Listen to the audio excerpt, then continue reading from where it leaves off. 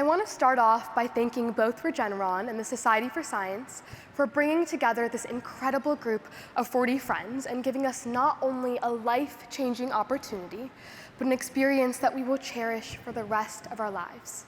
I also want to especially thank my fellow finalists for nominating me to speak for the class, because as I speak to you this evening, I don't just represent myself and my experience, but hopefully the experience and the feelings of 39 other students.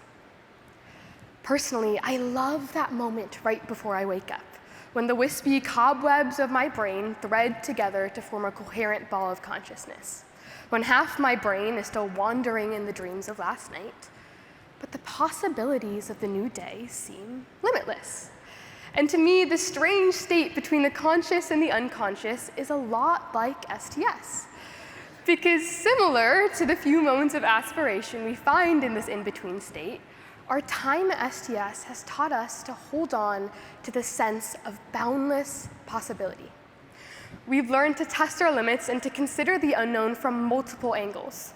We've learned through judging that 4 individual Lego pieces can somehow create a human. Through our time visiting the White House and meeting Office of Science and Technology Policy Director, Dr. Aditi, we've become inspired to think of innovative ways to use science to foster meaningful change. By learning to present to people of varying educational backgrounds during Public Day, we've learned the importance of science communication.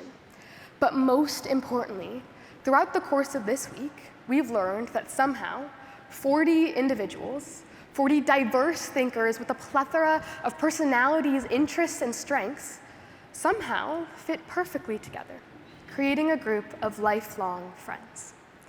And if I had to describe STS in one word, it would be belonging. While I was excited to come to finals week, a larger part of me was nervous about how I would fit in with a group of some of the smartest and most accomplished high schoolers in our nation. Quite simply, I had imposter syndrome.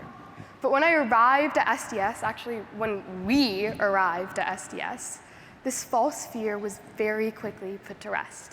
The vibrant and animated community of peers I encountered was not only genuine, but incredibly authentic.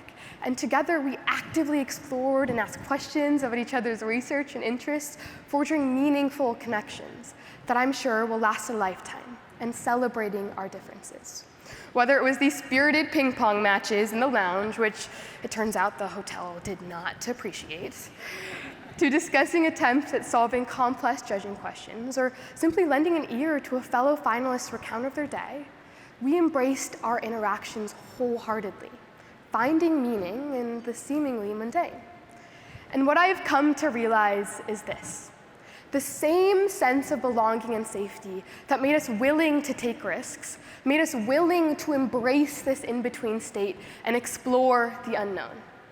Together, we've learned to find comfort in the unexpected and learned that with the right group of friends and with the right support, anything is possible. And as we leave DC and go our separate ways, we must remember that we will forever be connected by that same string of belonging that fosters our creativity, boundless thinking, and ultimately, our growth and friendship.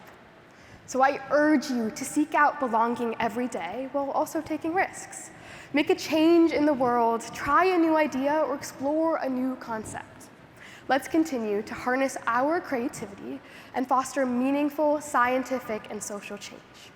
Because remember, the only promise in life is the potential of endless possibility. Thank you.